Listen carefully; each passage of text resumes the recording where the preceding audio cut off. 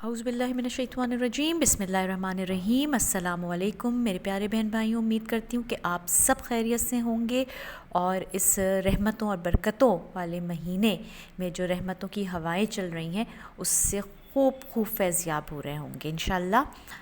تو میرے پیارے بہن بھائیوں، پوری دنیا کی دولت ایک طرف اور کلمہ توحید ایک طرف، پوری دنیا کی دولت ایک طرف اور ایمان کی یہ پختگی اور ایمان کی جو طاقت ہے وہ ایک طرف رکھ دیں تو ان سب کی کوئی قیمت نہیں ہے۔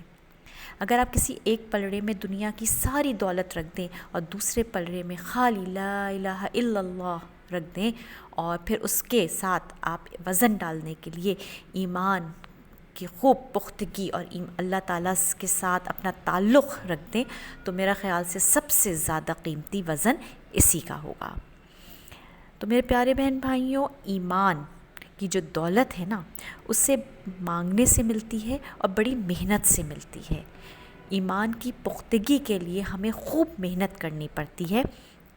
تو میں ایمان کی جو مثال ہے نا وہ ایک بیج سے دیتی ہوں کہ جس طرح کوئی بیج ہم زمین میں بو دیتے ہیں اور پھر اس کا خوب خیال رکھتے ہیں، جتنا خیال ہم رکھ سکتے ہیں تو اس کے بعد ہمیں جو پھل ملتا ہے اس کا وہ اسی طرح ملتا ہے جتنا ہم نے خیال رکھا ہوتا ہے۔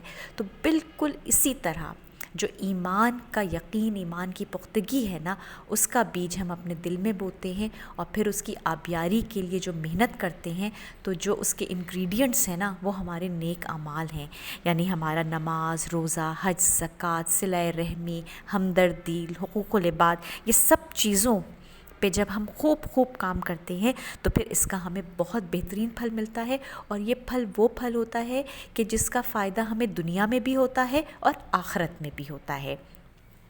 تو بہن بھائیوں، یہ جو رمضان المبارک کا بڑا زبردست رحمتوں والا برکت والا مہینہ آیا ہوا ہے جس میں خوب سیل لگی ہوئی ہے، تو یہ ایمان کی آبیاری کے لیے بہترین وقت ہے، زبردست وقت ہے۔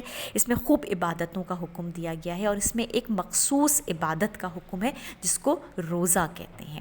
اور اللہ تبارک و تعالیٰ نے فرمایا کہ ہر کسی بھی آپ عبادت کو دیکھ لیں نا اس کی کوئی نہ کوئی ظاہری شکل نظر آتی ہے آپ کو، وہ آپ پرفارم کرتے ہوئے نظر آتے ہیں، لیکن روزہ ایسا ہے کہ جو صرف اللہ اور بندے کا معاملہ ہے، جس کے لیے اللہ تعالیٰ نے فرمایا ہے کہ روزہ میرا ہے اور اس کا بدلہ میں خود دوں گا۔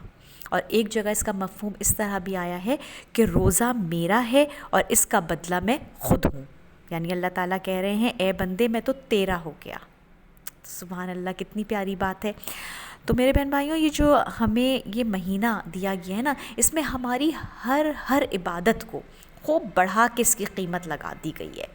جیسا کہ آپ کو پتہ ہی ہے کہ اللہ تعالیٰ نے فرض کو 70 گنا بڑھا کے اس کا ثواب دے دیا، نفل کو فرض کے برابر کر دیا۔ تو یہ جو مہینہ ہمیں ملا ہے نا تو اس پہ ہمیں خوب اپنی ایمان کی پختگی پر محنت کرنی ہے، ٹھیک ہے؟ کیونکہ پھر اللہ تعالیٰ نے جو کہا کہ بس اپنی ایمان کی فکر میں لگ جاؤ، باقی تمہاری ساری پریشانیاں فکریں میرے ذمے۔ تو اسی حوالے سے میں نے کہا کہ آپ کو ایک نماز کے بارے میں بتا دوں۔ اس نماز کی فضیلت یہ ہے کہ اس نماز کے پڑھنے والے کے گناہ کبیرہ اور گناہ صغیرہ اللہ تبارک و تعالیٰ معاف فرما دیتے ہیں۔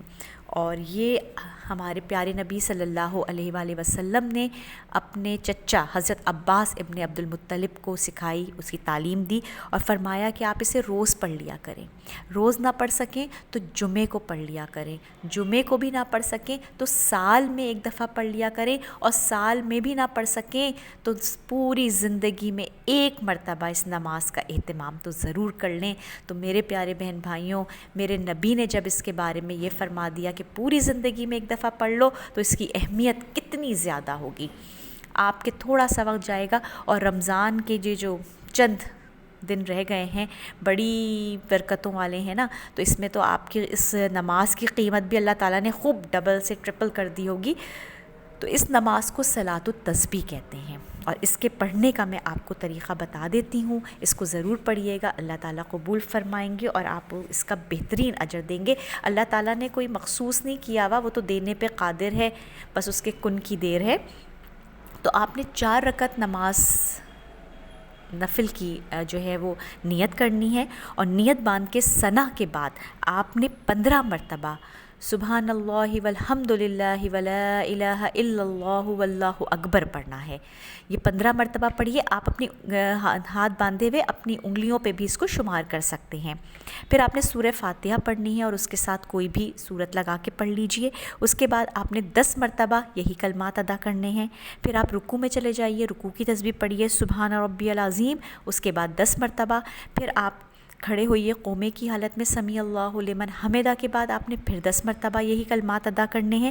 پھر آپ سجدے میں جائیے، پہلے سجدے میں یہی کلمات ادا کرنے ہیں سجدے کی تسبیح پڑھنے کے بعد، یعنی سبحان ربی الاعلیٰ کے بعد۔ پھر آپ جلسے، جب آپ 2 سجدوں کے بیچ کا جو وقت ہے اس کو جلسہ کہتے ہیں، اس میں آپ نے 10 مرتبہ پڑھنی ہے، اور پھر دوسرے سجدے میں۔ تو اس طرح اس کی تعداد 75 ہو جائے گی۔ 75 مرتبہ آپ یہ کلمات ادا کر لیں گے۔ اس کے بعد آپ جب کھڑے ہوں گے تو اب ثنا نہیں ہے، تو آپ ڈائریکٹ کھڑے ہونے کے بعد 15 مرتبہ یہی کلمات، اور اسی کو آپ نے دہرانا ہے۔ پھر آپ نے 2 رکعت کے بعد جو ہے اتحیات پڑھ کے دوبارہ کھڑے ہو جائیے گا۔ یہ آپ کی ٹوٹل جو تعداد بنے گی وہ 300 بن جائے گی۔ تو میرے بہن بھائیوں، اس قیمتی لمحات میں اس نماز کو ضرور ادا کریے۔ اللہ تعالی ہم سب کا پڑھنا، ہم سب کی عبادتوں کو قبول و مقبول فرمائے۔ آخر میں شرط وہی ہے کہ آپ نے نماز کی پابندی کرنی ہے، استغفار کی کثرت کرنی ہے، مجھے اپنی دعاؤں میں بہت یاد رکھنا ہے، اپنے فلسطینی غزہ کے بہن بھائیوں کو اپنی دعاؤں میں ضرور یاد رکھیے گا، اسرائیلی پروڈکٹس کا بائیکاٹ جاری رکھیے گا، اور میرے چینل کو سبسکرائب کرنا بالکل مت بھولیے گا۔ السلام علیکم ورحمۃ اللہ وبرکاتہ۔